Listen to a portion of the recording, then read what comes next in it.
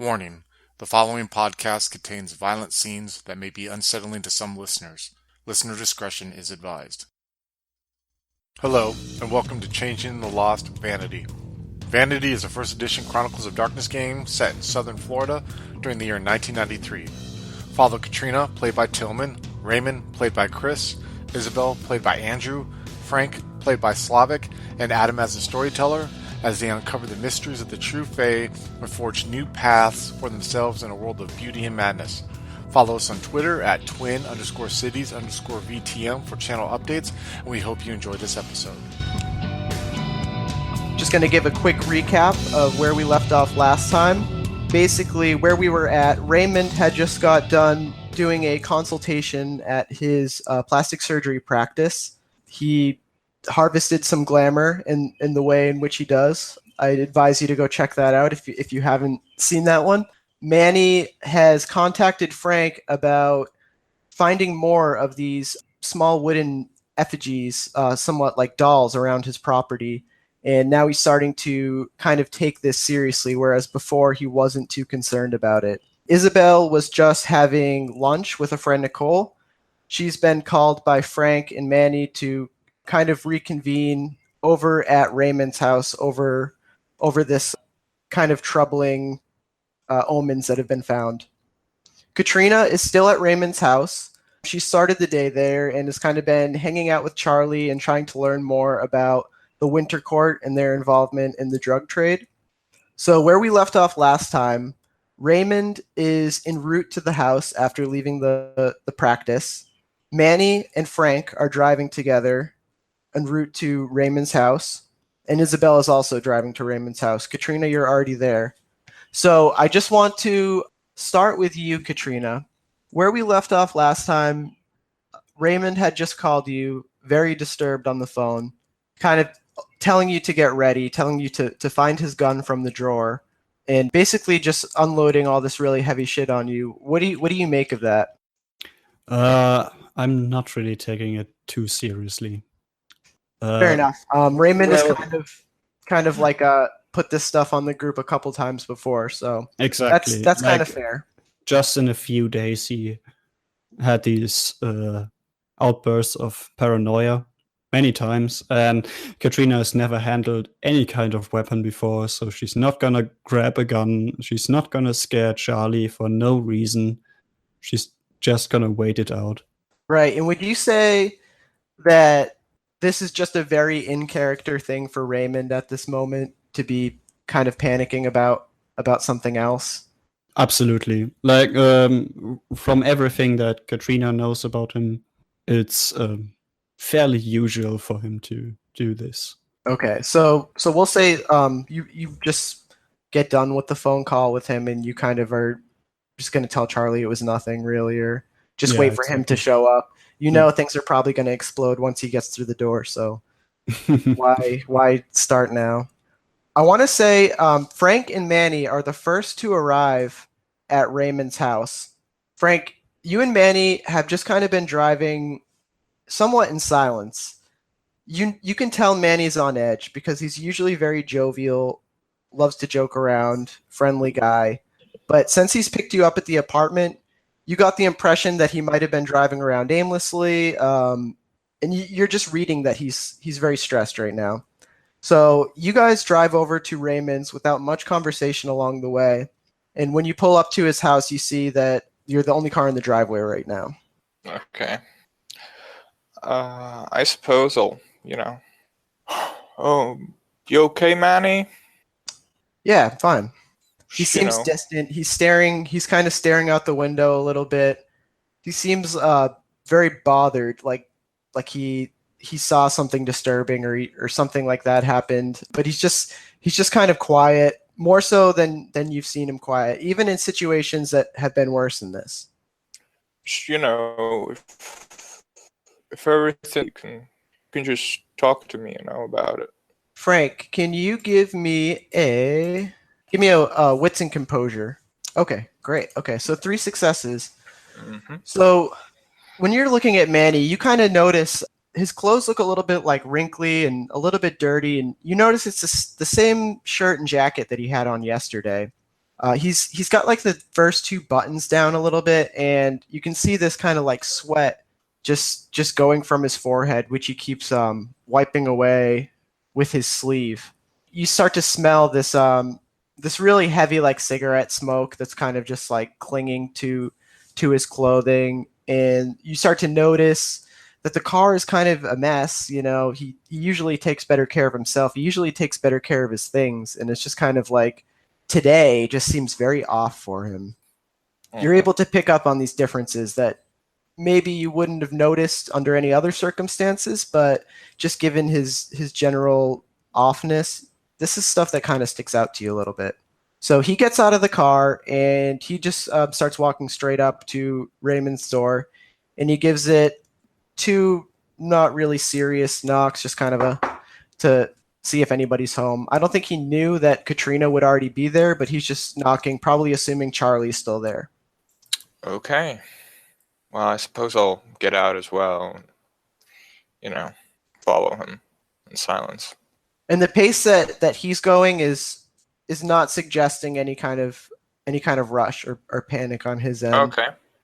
Seems like he's going through the motions. You get a sense of aggravation from him. Like maybe he feels like somebody's told him what he's supposed to do, and that's something that he just does not respond well to. So whatever it is, he seems kind of agitated, but not really panicked. Katrina, you hear two knocks on the door that are loud enough to kind of break the attention of the TV that you and Charlie are watching right now. And I try to get a glimpse on the porch, like through a window or maybe like a cutout in the door if there is one. Yeah, so you look through the peephole of the door and you immediately see Frank's large shape. And you can also see Manny kind of standing on the porch, just looking out to the side, just kind of like staring at trees and birds and whatnot. Okay, then I will open the door and let them in. Hey, guys. Manny just gives you a nod, takes one step through the door, just kind of fans himself a little bit, and just says like, all right, is Raymond here yet? What are we doing, guys? Not yet. He should be here any second. He kind of paces back and forth and then reaches into the pocket of the suit jacket and kind of takes out three of the wooden effigy dolls and just places them on the table, almost as if he doesn't want to hold them while he's waiting. He'd rather just not touch them anymore. Frank, when you and Manny went to the house in the Everglades for the second time, that was the time when Manny had originally showed you these dolls or these effigies, and he was very unfazed by what they could be. He didn't really seem to be bothered by that at all. They were just merely objects. He wasn't superstitious about them in any way. He did not care about holding them, having them in his possession. But now you're kind of getting this vibe that he just doesn't. He's starting to maybe not want to touch it anymore, not want to be around it anymore. Like maybe he is becoming a little bit suspicious, or it is kind of scary to him. Like I said earlier, he's a very confident, very alpha person. He doesn't respond kindly to orders. He's never really in a position where he feels threatened. So he's not he's not handling this situation well. Even though he thinks originally that it probably was nothing, and he probably still thinks that now, he's starting to get a little bit worried by other people's reactions to this. Like maybe he could have been wrong or something like that. You guys are kind of all standing around for a few minutes. Charlie's on the couch still watching TV, blanket wrapped over his head, sweating in the hot room. He kind of gives a wave and says, "Oh, hi," but he doesn't really jump up when he sees you guys. So next I want to say, Raymond, you arrive at the place. You've been driving back after you got the phone call from Isabel. What's going on in your head right now?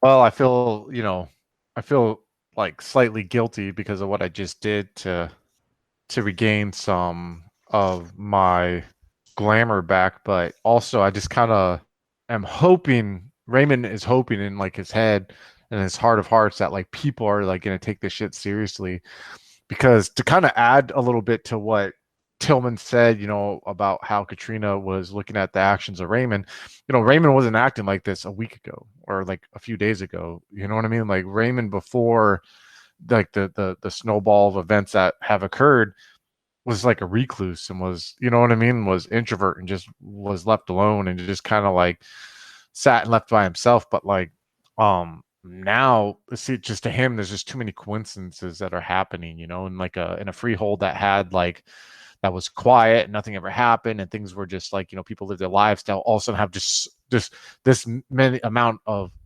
situations come up.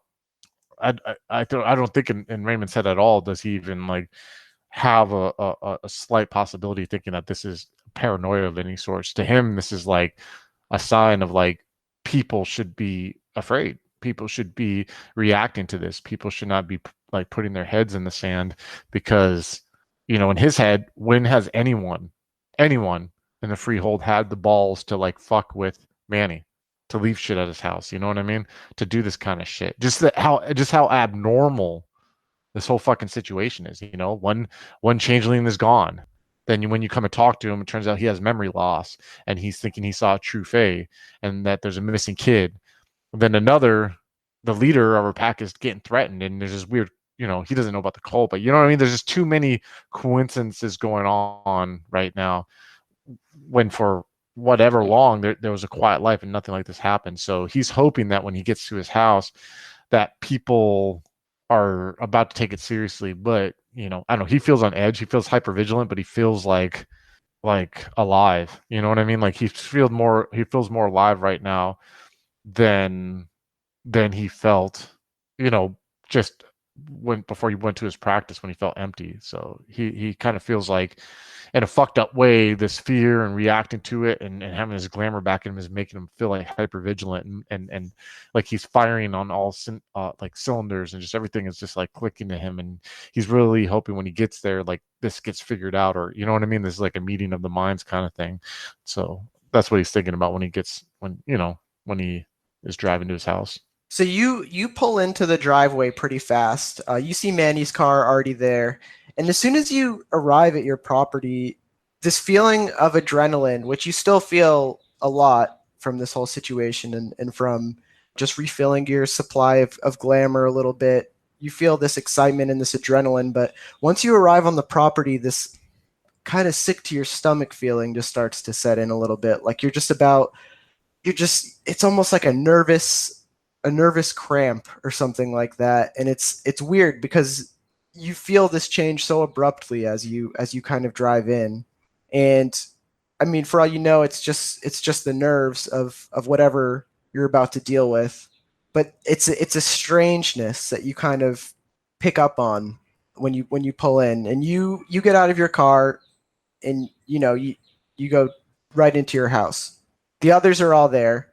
Raymond and Frank are still standing, haven't really had time to have a seat yet. Katrina, what are you doing right now? Raymond came in? Yeah, he just kind of busted through. Okay. I'm just hi, trying to Raymond. describe to him like what he's going to see, like what his first sight is going to be on entering his house, I probably stand with the others like, well, this is awkward. What are we doing here? I look at her, I'm like, did you get my gun? No? And I just walk past the three into my bedroom and I like beeline from my sock drawer that I keep my pistol in and I just like make sure that's loaded and I just kind of like put it like whatever, you know what I mean? Like in the front of my pants or whatever and pull my shirt over it and I turn around. Are you doing that in front of the others or are you Yeah, doing... like I mean I just like go straight in my bedroom. I don't know if they follow me, but I open up my drawer, pull out my pistol, make sure it's loaded. Like in my bedroom, put it under, you know what I mean, in my belt, then just like throw my shirt over it and then turn around and walk back in to the living room. I don't mean to have like, I'm not trying to do like an 80s action movie thing, but it's not like meant like that, but it's meant more like, Yeah, this is what he feels, you know what I mean? This is like what he doesn't carry this around, but obviously he feels threatened. That's why he asked Katrina to get it because he feels like there's a threat out there. So Manny just immediately just says, whoa, Raymond, a gun? What are we doing here? Come on. Yeah, this completely crazy. you're telling me I'm the crazy one? Actually, I am, yes. What's that shit? And I motion towards my coffee table. I don't know. Manny, what's that shit? I would like to know what this shit is. Exactly. So let's do a little quick recap of what's going on right now. We have Charlie here, who's saying that he thought he saw one of those monsters that take us. We have kids missing, and then we have someone is leaving this to the king of our freehold, leaving it on his doorstep, and what can only be taken as a threatening manner. So you're looking at me, acting like I'm crazy for feeling threatened, and I'm looking at you guys like you're crazy because you don't see the threat. I may be overreacting, I don't know, but this is not normal. This is not a day in the park. And there's a reason why I assume that you're with Frank and have been with Frank, Manny. We all care about you in here. I especially so. I call you friend, and I don't have that many friends. And I think I've proven my loyalty to you and to the Freehold.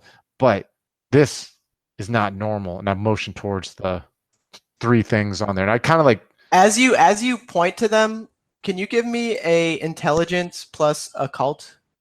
0 successes? That's so bunk. So I got no successes. So yeah, you look at it and it's still just the thing you were looking at. You know, it's still very unsettling because what the fuck is it? But and can I ask for some clarification real quick on something you said earlier when I showed up? Like, are you saying when I showed up to my house, like literally I went from being like hyper vigilant and motivated to like instantly feeling nervous and dread?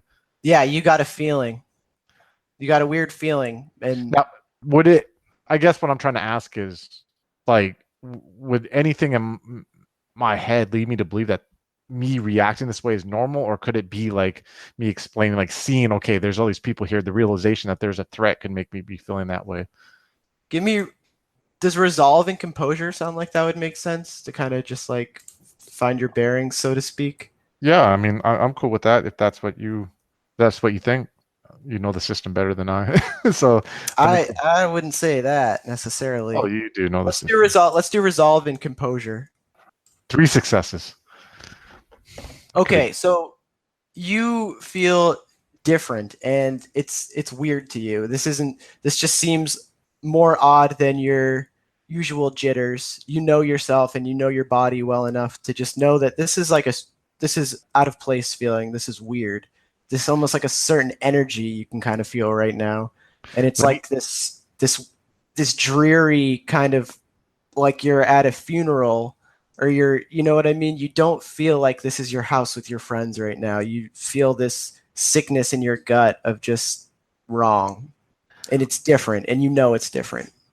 Can I look at, like, when I like sit there and I ponder it, like before I speak, can I look at how everyone is in the room and seeing if they're like feeling similar to me or like if they're having a similar effect? Yeah, I like that. Okay. So intelligence, wits and composure.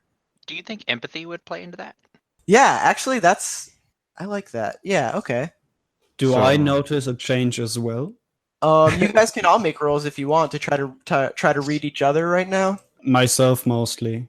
Like okay. I was thinking that Katrina notices the change when Manny came in or whenever. Katrina, could you do the resolve and composure? Because I want to see if you feel it right now. Okay. And I got 2 successes, Adam, whenever you're ready. Yep, okay. I have 5 successes. It's like when Raymond comes in, you're starting to, it feels like, it's like somebody just cranked the heat on or something. The room just feels different. And it's not actually a temperature thing. I'm just trying to use like an example of just like the room just feels different. It has an energy. It has like this weird tension that you could cut with a knife. It's something in the air that you can just feel, and you're kind of, it makes you want to sit down for a second. It makes you want to collect your thoughts. You kind of are just like, wait, what the heck? It makes you think back a little bit. And it's almost, it's a wrongness. Like I described to Raymond earlier, it's this weird wrongness, weird kind of just aura about the situation, about everything. And it's like, it's creeping. It's something that seems to just kind of have like, it kind of was tracked in here, if that makes any sense. Raymond, looking around, you are starting to notice this kind of weird expression on Manny's face, this sort of nervous look that he has about him. He's got the sleeves of his dress shirt rolled up, and he's taken his jacket off at this point. And you can see he's sweating a bit, and he looks a little bit pale, and he looks a little bit distracted. And you're kind of just noticing this somewhat differentness about him. You know, he doesn't have the presence that he usually has, where when he enters the room, his mantle makes you feel his court. You know what I mean? He has this just properties of summer that just follow him as a person, and just are he's constantly embodying this sort of strength and stuff like that, and you just don't see it. It's just absent, and that's different to you. I'm not going to say alarming. It doesn't make you panic, but it just is strange. I'm going to say that due to like the reaction that Raymond had hearing about these effigies being left at Manny's doorstep, and seeing these effigies sitting in the house, and just the way that like I'm seeing him act, realizing I feel the way, you know what I mean, how I feel, and just the general threat that even hearing about those come from, that in his head he's going to come to a conclusion that that's what's causing it. And I'll say almost at this time, his true or his fey meme, I believe that's what it's called, this fey meme form, like Yes. it's going to go from like gray to like smoky gray to like start becoming like, you know what I mean, bright when he's agitated at the moment. And I'm just gonna like say sternly, and like motion towards the door, like, we all need to go outside right now. Though those are causing something in us right now, and we need to get away from them for the moment. And I'm like motioning, let's just go out on the beach right now. Let's just talk this out right now. Let's get out of here. Charlie kind of looks up at you with the blanket wrapped over his head, and he's just like, "What's going on? What's wrong with you guys?" And he's picking up one of the wooden things and just kind of like picking it up and looking at it. Put that down, Charlie. Put that down. What is it? Just he almost is like keeping it from you, like he doesn't want to like give it back until you explain like what's going on. It's something that it's not good, and I can't explain in here, but please just put it down right now, Charlie. He puts it back on the table, confused.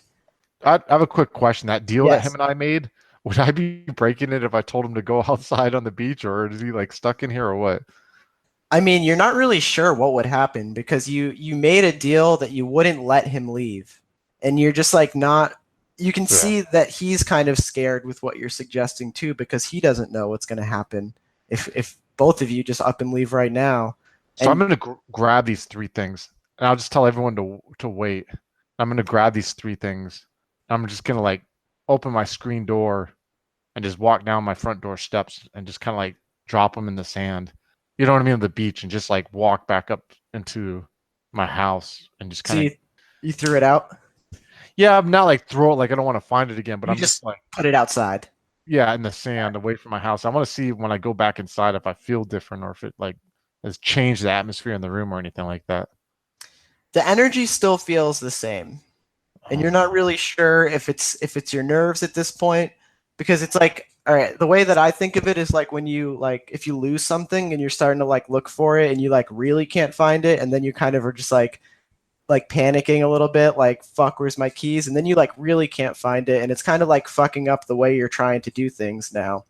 So you're not really sure if this is just like all totally nerves at this point.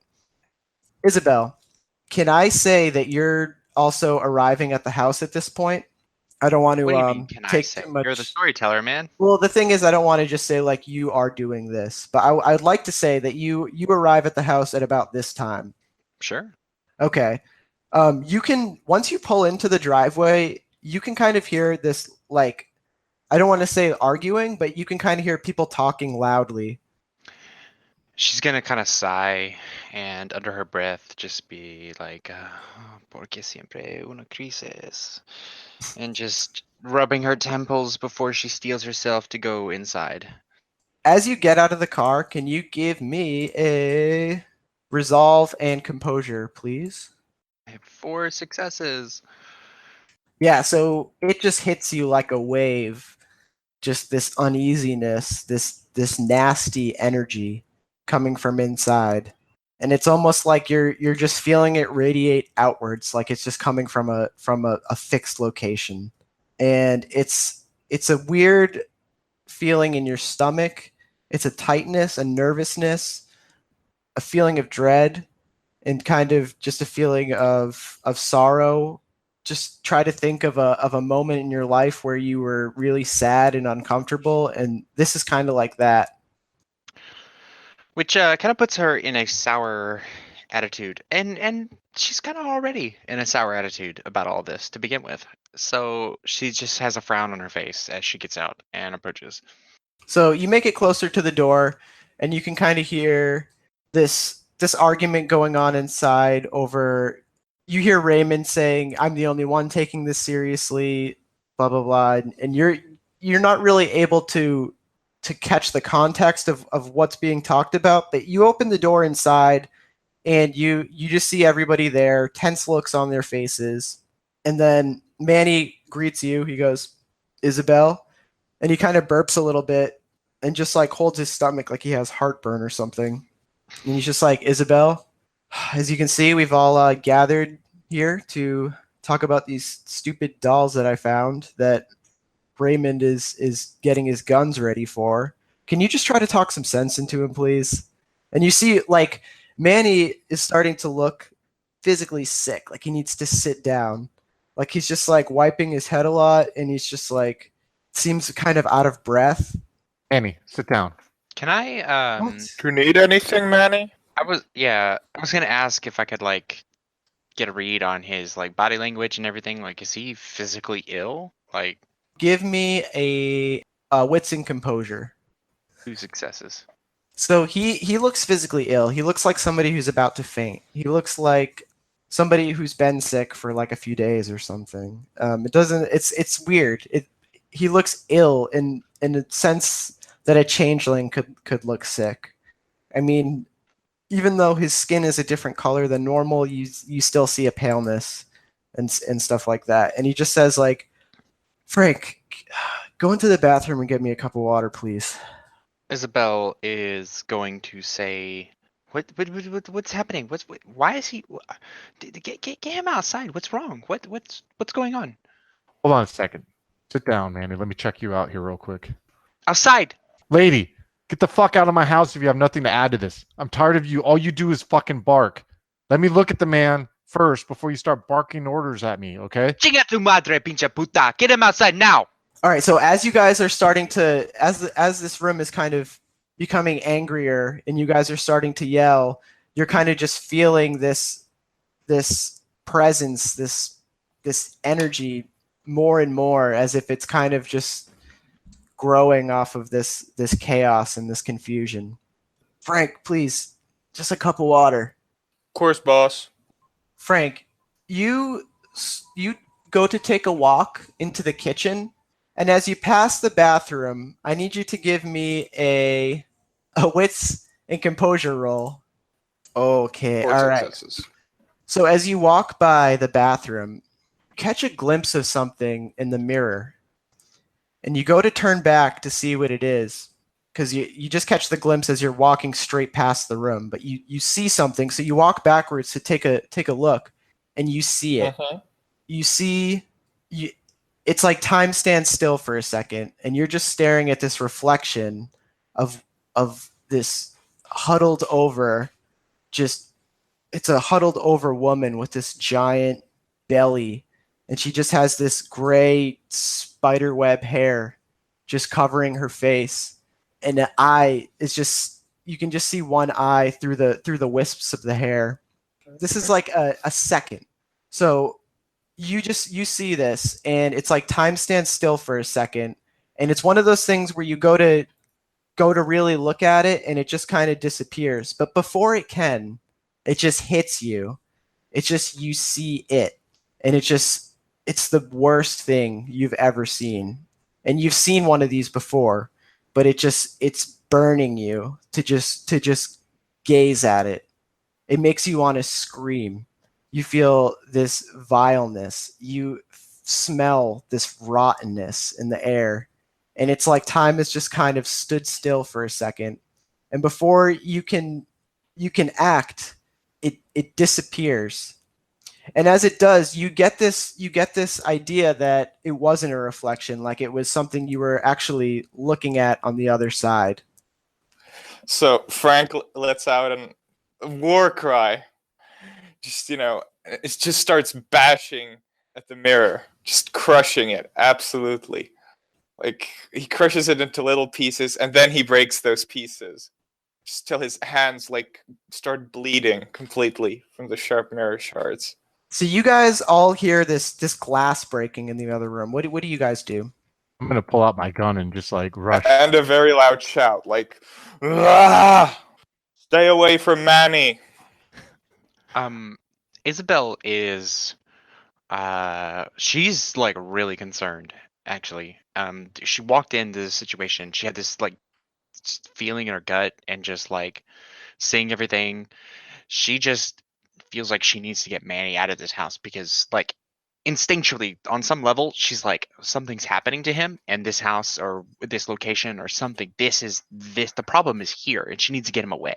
So she is trying to pull him away, and trying to get him out of this scenario.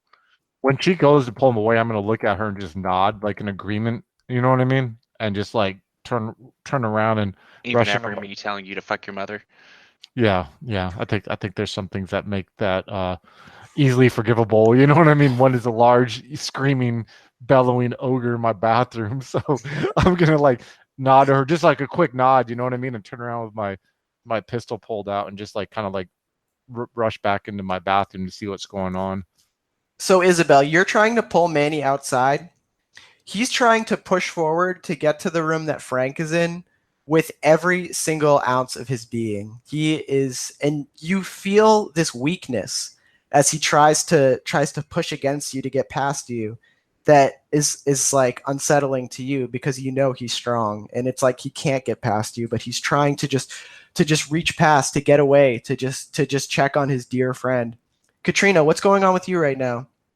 I was gonna help Isabel go out of the room, get out of the house, but I wanna look back at Charlie, and in the moment I hear Frank's shouting, I'm gonna yell to him, "Hide!" So there's this commotion going on. You just heard the smash in the bathroom. Isabel is pulling Manny outside. Raymond is rushing towards the bathroom, gun drawn, or gun getting ready to draw the gun. You look at Charlie, and he's just completely still, but his eyes are just completely rolled back, and he's just not responding. And I'll stop at that, and I grab Isabel's shoulder and something's wrong with him. Something's really fucked up with him. So I just want to describe really quick. The room is in absolute chaos right now. Everybody is yelling at once.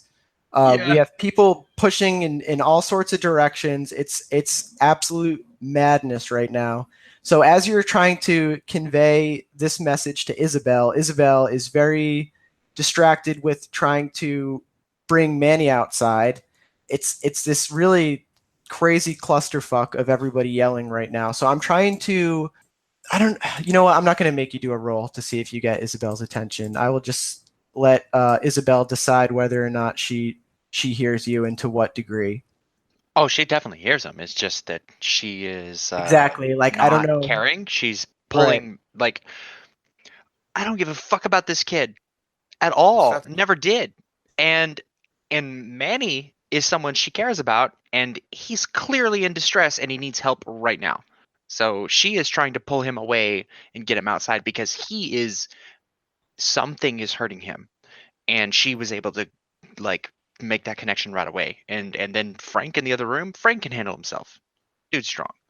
So whatever he's doing, he's probably solving the problem for us, as far as she's concerned. So she's like, shit's going down. I need to help Manny. So whatever he's saying about this kid, she's ignoring. She's just no. Just trying to focus on what she's doing. You eventually are able to get the main door part of the entrance of Raymond's house is still open, but you're able to get this screen door that's behind you cracked open enough, and you just kind of like push it back like that, and you're able to kind of just like drag Manny through. And you guys both kind of fall backwards as you get outside, Manny kind of falling on top of you. He's struggling to get back up, and he's just screaming, Frank, Frank, Frank! He's just screaming for Frank. Raymond, you enter the bathroom, and you see Frank standing above the tons of mirror fragments that he's still just smashing and screaming. You can see in the room there's some blood on the floor. Some of Frank's blood is kind of mixed in with the fragments of mirror, which are kind of all over the place. Like you can't take a step in this room without hearing that glass crunch underneath your feet. What is it? There's something here in the mirror. What I did you saw see? it looking at me. An old hag, and he sort of describes what he saw, in the mirror before disappearing. Can't trust the reflections. Can't trust the mirrors. You guys both see this smile face drawn on the wall, and it's kind of it's drawn in this black. It looks like dried blood, just brown black, and it smells. You can smell the stench coming from it of just rotten, just disgusting. It's stomach turning, and it's like something that you can't ignore. It's just something that is like an unearthly smell. It's beyond the smell of death. It's beyond the smell of rot. It's just otherworldly. Frank, get them out of here. Get them out of here. Go back. Get the women out of here. Get Mandy out here now. Leave Charlie in here. Go. Okay, I'll go after Manny. Yeah. I'm gonna look around real quick, and then I'm just gonna like close my bathroom door, and then I'm gonna turn around, and I'm just gonna like start walking back into my living room, like to ensure that like Isabel and Katrina and the women are going out there with Frank and Manny, and I'm gonna just like. Okay, so you immediately notice Isabel and Manny struggling outside together. Katrina, the way I'm picturing it, you're kind of tending to Charlie right now, or? Yeah, I'm trying to talk to him, but I think he's not responding, right? He's totally unresponsive. You're kind of waving your hand in front of his face, slapping his cheek, kind of snapping at him. And you can feel, if you were to check for a pulse, he still feels warm, he still feels alive, he still has a pulse, but he's not convulsing either. It's like he's just frozen. I'm going to put a hand on Katrina's shoulder, and I'm going to just be like, go, get out here. But Charlie... Go outside. Go. Okay. I'll just hurry away. As I like get her out the front door, I'm going to like stand in my doorway, and I'm just going to like stand there for a second and like look at her. Like, you know what I mean? Like push her out and hope she turns around and looks. And I'm just going to like give her like this really grim look, and I'm just going to like slowly like close the door behind me and just like lock the door. Then I'm going to go sit down in the chair across from Charlie and wait for him to be done with whatever is happening. So before you dive into that, I want to ask if it's possible for Isabel and Manny for her to like kind of scramble and force him into her vehicle. Is that a thing that can happen, or while that's going on? So I probably would need you to do like some kind of like a brawl roll or something. I'm trying to think, because like he's gonna be resisting you, but he's not very strong right now. So right now. Yeah. So why don't you give me like a Dex and Athletics or Dex and Brawl, whichever you'd prefer. And I'm gonna give you a +2 because of his extreme weakness right now. All right. Well, we're using athletics because she is somewhat athletic. Not, extremely, but enough. 1 success. So yeah, he's fighting you the whole way, but you are able to kind of drag him back into your car, and you use whatever energy you have to just kind of stuff him in. And you're kind of in fight or flight right now. This is an extreme scenario. Yeah. So you find the strength to just open the door and just toss him in. If I may indulge a bit, she is very much she is very much upset at this moment, and just very intensely focused, and just has this like you said, fight or fight response and is just shoving him into the car, going around and giving like this last one look at the house and getting in, kicking it on, and just hauling ass out of there, peeling out. Like there's probably like a spray of gravel on people behind as she is just driving away. So yeah, you just peel out of there as fast as you can. Do you have a destination in mind, or are you just driving? No, she is fleeing out of Yeah. like just instinct. Yeah. Because Okay. whatever is going on, whatever's happening there, something bad is going down, and she is just operating on like, I need to get the fuck out, and I need to take Manny with me because he's the target, and so she is trying to help him at this moment, and just like whatever she can do. And I just want to point out to this goes for all of you guys as well. The way that you are kind of reacting to this situation, even without, I mean, Frank's the only one that saw something right now. But the feeling that you guys are all getting from this situation is almost instinctual. It's like your biology is telling you to react in this way. Hello, folks. Have you ever wished you could have an easy way to find gameplay videos and podcasts, or just media in general that deals with your favorite White Wolf role-playing games? Or have you ever wished you could find a forum to share gameplay that you have recorded, one which wouldn't be drowned out by random posts and discussion, so that your media could get the attention you want? Well, we have the answer for you in a Facebook group we run called White Wolf RPGs Gameplay and Media. The group is specifically ran with the sole intent of it being a one-stop shop for people to view or share media involving the games we all love. We take thorough steps to ensure the page does not become cluttered and is easy to traverse. We are currently over 1,000 members strong, and we are continuing to rapidly grow, with new media being shared every day. Stop on by. We hope to see you there. High Level Games, the industry's first choice in taking your games to the next level. We are a podcast blog and new media network at highlevelgames.ca. We have blog posts about all of your favorite games going up 5 days a week, and a podcasting network with actual plays and shows that discuss role-playing games, with more rolling out all the time. We are on iTunes, Twitch, and YouTube. Find out more information at highlevelgames.ca, a site that certainly isn't controlled by a shadowy board of directors of otherworldly origin. That's highlevelgames.ca. Please, help. They're coming.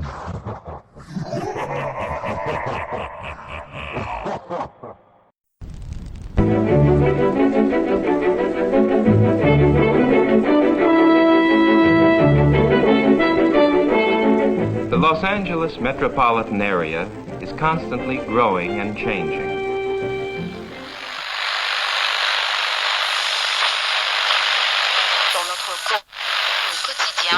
The Central District is full of new buildings.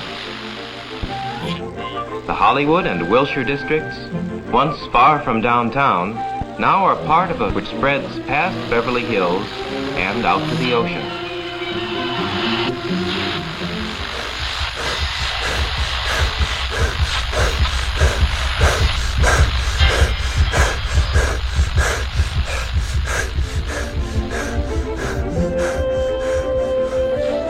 But why is all this going on in Los Angeles?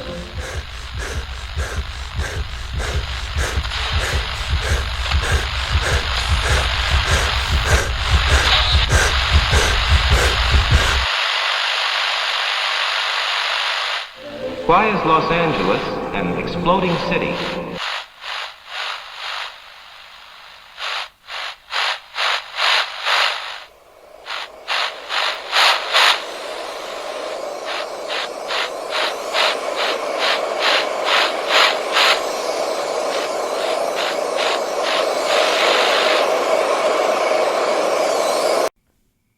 Neon Masquerade. The Demon's Mirror. 13 Candles. 3 Chronicles running through the undead veins of the City of Angels. The Esoteric Order of Roleplayers Actual Play podcast invites you to drink deeply. Go to eorpodcast.com and search the duets tag to find out more.